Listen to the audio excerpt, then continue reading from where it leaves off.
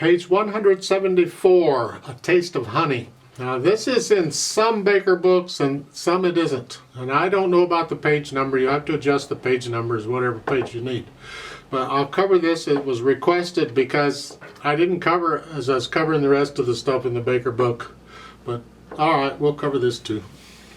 3/4 time. It's got one sharp. They're introducing you to the key of E minor here. E minor has one sharp. It's the relative minor to G major. You should be able to do the G major scale at least 2 octaves up and down. And now you just go ahead and do the E minor scale if you can. 2 octaves up and down. At least 1 octave, but 2 is better. Has a pickup beat here.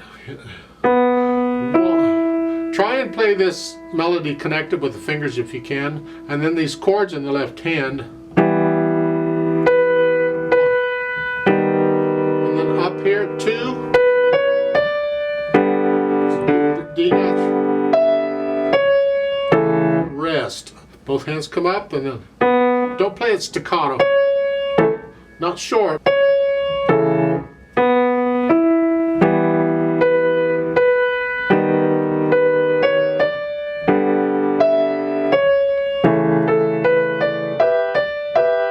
Here. Connect that. This is a C chord here. Don't know why, because you got a G chord in the right hand. Come down, 5th finger. They say they're doing that. You can do this if you'd like to. Whichever finger in the left hand you want. Thumb or second finger, then 2-1. Or here. I'll leave that up to you. And then here, little finger again. Because you got to hold that E down as you play this. Little left up. 4, 2. Now the left hand chords are coming on the beat.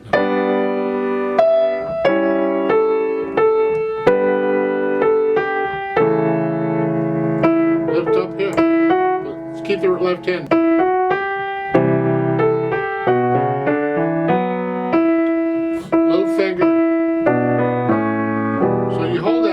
As you do that, and then you go back to the sign, which is at the top or at the beginning. For the codas, little finger. I suggest 4th finger on the C sharp in the right hand, because you got to go all the way down. If you do 3rd, you run out of fingers, so use 4. So we connect them.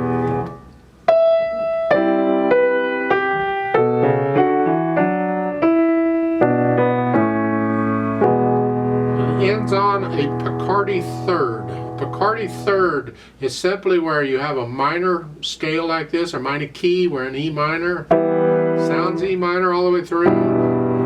They end it on the parallel major key, which it would be E major, and that takes it. They just take the 3rd of the chord and they take it out. And it's very common practice back in the Middle Ages. And on a happy note, yay! This is not a fast piece. It's a sad piece. You have to decide if you're going to sing it, how fast would you sing it? And then the articulation, the slurs, just lift up in the right hand between the slurs. A lot of time you get a rest, you have to anyway. The left hand you can play pretty much as connected as you can.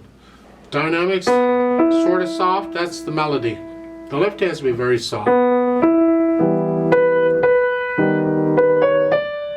A little louder, go up to moderately loud. Come back down. They don't tell you to come back down. So you're moderately soft. You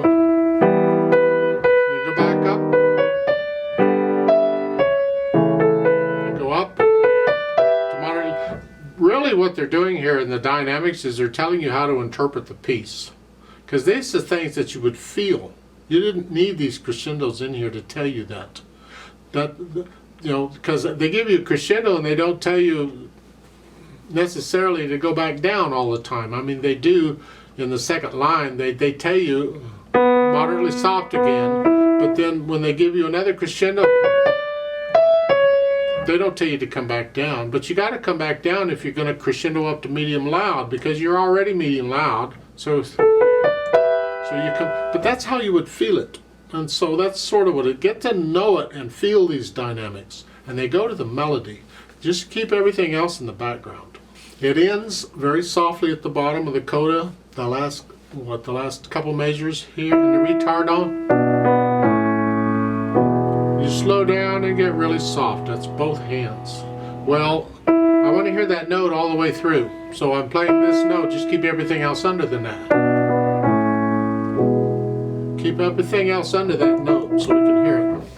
Now they've added pedal, and that's kind of nice because we want the overtones. This is a sweet piece. I don't know that we need pedal to connect notes. Maybe, I don't know. But it's more for the overtones here. And it's overlapping pedal. So if I pedal it the way they're showing, this is what we get.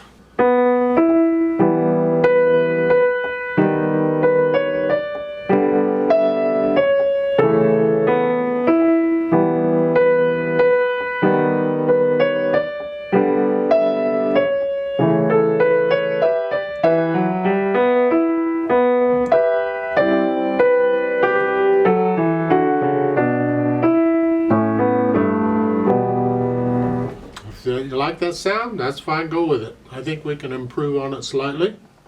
And that is, I want to hear the rest in the left hand at the beginning. So I'm not pedaling. I'm pedaling, I guess, with the chords in the left hand.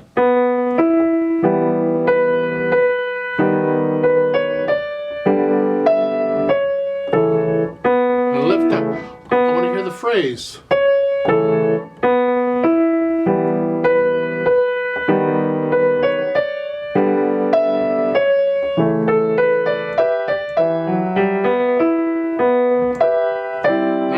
You can pedal it pretty much like they're telling you to.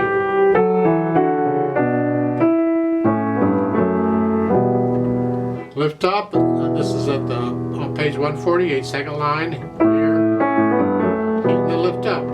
Don't pedal that pickup note, you don't need it. Now here you're pedaling at the beginning of the beat, there are no rests. But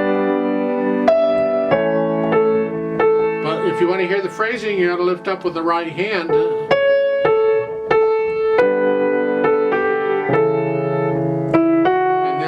Third line down, second measure, I lift up with the right hand, and I don't pedal the eighth notes. I don't pedal to the quarter note.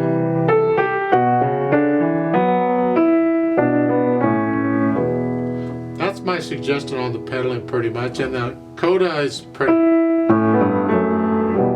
Lift up.